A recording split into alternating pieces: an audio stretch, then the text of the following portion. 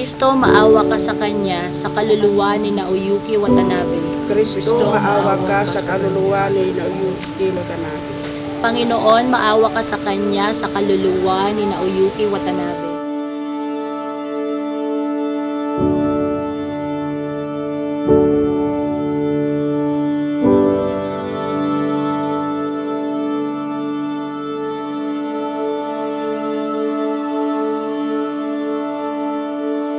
Una kong nakita, na-meet si Watanabe nung pumunta ako galing akong States. Pumunta ako ron para tingnan yung kapatid ko at saka mamasyal sa Japan. Na-meet ko siya, sinalubong nila ako. Tapos, of course, lahat ng gesture ng Hapon. Hi. Tuwan-tuwa siya sa akin, tsaka si Di, dahil marunong ako magsalita ng Hapon dahil wala akong ginawa doon sa States kundi magbasa ng libro. Tuwan-tuwa si Papa. Oo, thankful siya kay Manoy. Caring, concerned, generous, and a happy person. Gusto niya ma-involve sa family natin.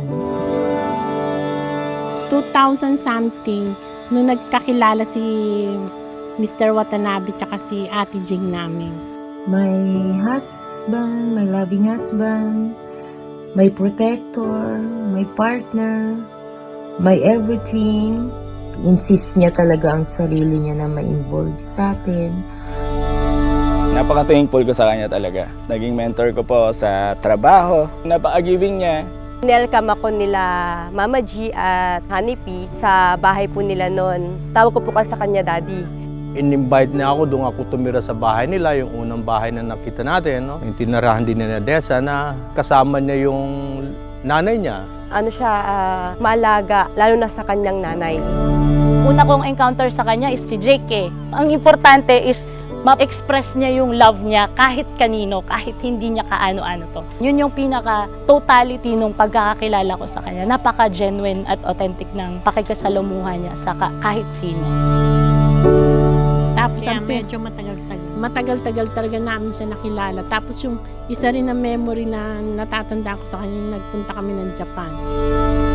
Ang pinakamasaya na nakasama ko si Mr. Watanabe is nung umakyat kami nila Daddy, nila Kuya Lambert, nila Ate Odette, nila Tita Bel sa Mount Pinatubo.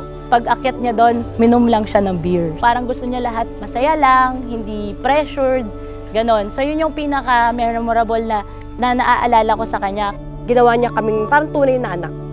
Nung nagkaanak po kami si kay Desiree noon, lagi siyang nandun, lagi niyang dinadalaw si Desiree. Naglalaro sila. Para yung baby. Oo. Ang value ng pagpapamilya sa kanya is napaka-important. Itong si Watanabe, gusto nga yung closeness and tightness of the family. Pumunta sila ni Iggy noon sa Japan. Tapos 8 years, 6 years sa ata kaming hindi nagkausap. Nagulat ako sa kanya na payat talaga, sobrang payat na hindi mo makikilala. May sakit na. Nagustuhan niya ng gusto itong Kalawagan. Gusto niya nga makauwi pa dyan kahit for the last time sa lugar natin. Mapuntahan kayo.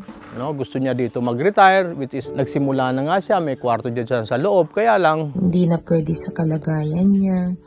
tinanong niya sa akin yung isang bagay na talagang naka-hurt sa feeling ko, no? Bakit may bago doon? Wala akong masagot doon, no? Kundi pagkapahiya. Kaya naiyak ako talaga sa hiya. Wala akong malaman na sabihin sa kanya. Ang nakikita niya lang talagang for sure yung etong Kalawagan, no? Na talagang ikinatutuwa niya.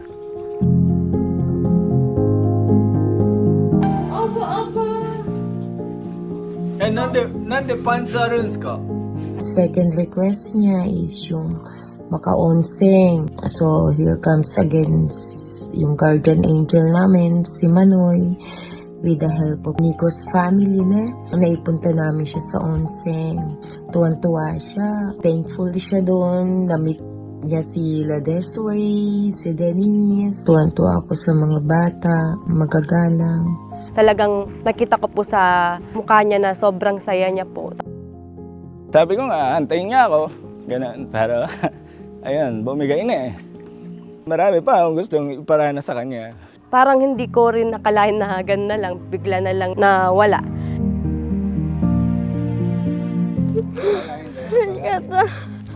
それでフィリピンに行くとキャンディーを買った。それでフィリピンで帰ろうとしたら、フィリピンに帰る途中にしてたら、楽しみにしてたのに泣いちゃって、父を死んじゃって、私はずっとキャンディーを渡すことを楽しみにしてたのに、だからこのキャンディーを選んだ。だからいつも父を愛してるから。ヤッミーおいしい。私が思ったことはずっと死なないで死なないで暮らしてほしかったの。だからずっと言いたいけど、帰ってる前に父と呼んで嬉しい気持ちにして、それとか治らなかった。だからとっても寂しかった。父は死んじゃったから部屋に飾って食べてもらえるかなって、父とパパの家にあげる。 Maraming salamat kay Mr. Watanabe at kay Maring Gina. Binigay nila bilang isang mga magulang doon na natutuwa naman kaming mag-asawa. Kahit wala ako sa piling nilang mag-asawa, lalo na kay Tessa, nandyan si Maring Gina na mag-alaga sa kanya. Kaya nagpapasalamat ako sa inyong lahat. Nagpapasalamat po ako sa kanilang mag-asawa at sa inyong lahat na Sangil family. Dahil alam ko po na ginawa rin po ninyong lahat ang makakaya ninyo para sa mga bata. At kay pare na siya yung gumawa ng paraan para magkabalikan ang magandang pagsasamahan ng pamilya natin. Sobrang saya niya. And I think yung 76 years na edad niya is really well lived. Sa akin, masasabi ko is 23 years of knowing Watanabe is very fruitful. Masyado siyang matulungin talaga. Mabait, mababa ang loob, no? At napakasipag na tao. Nakikilalanin ka hanggang talagang hapon. So sa pagbalik ko na nga lang, ang magagawa ko na lang talaga sa kanya is hatid siya sa huling hantungan niya sa Ibaraki, sa probinsya. Sa amin ni Dessa is suporta na lang kay Mama. Nandito kami para sa kanila. Message ko lang po kay Mama is maging ano po siya, ligtas po dun sa Japan and sana po maganda rin po siya makauwi. Sa part naman nating Sangil family, naiparamdam din natin kay Papa na very important din siya sa atin. Mula kay Kuya Bibo, of course, dyan sa Tarlac sa inyo. Sa Kalawagan, sila Kambal, si Lambert, si Odette, si Ate Bem, pinag-iinit siya ng tubig para maipaligo siyang mainit. Si Ate Melly, ine-entertain siya. Na-meet niya sila Lady. Oo, lahat, very thankful siya. Wala siyang hangad kundi peaceful lang. Kaya thank you Daddy Watanabe sa lahat ng tulong mo sa amin. Simula't simula pa lang na nandyan ka, tumayo ka na parang tunay na ama namin ni Nico, lolo ni Desiree. Nagte-thank you po kay Papa dahil po sa mga tinulong niya po sa amin kahit po nasa malayo po siyang lugar. Thank you sa pag-aalaga lang kay Mama.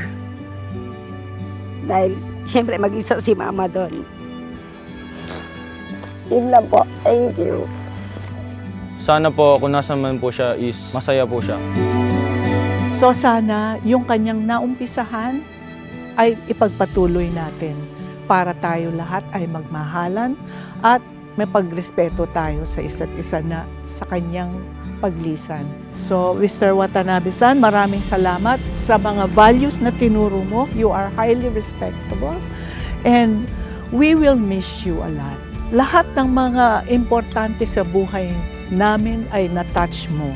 Salamat sa lahat, Mr. Watanabe-san. Arigatou gozaimashita. Iroiro arigatou gozaimashita.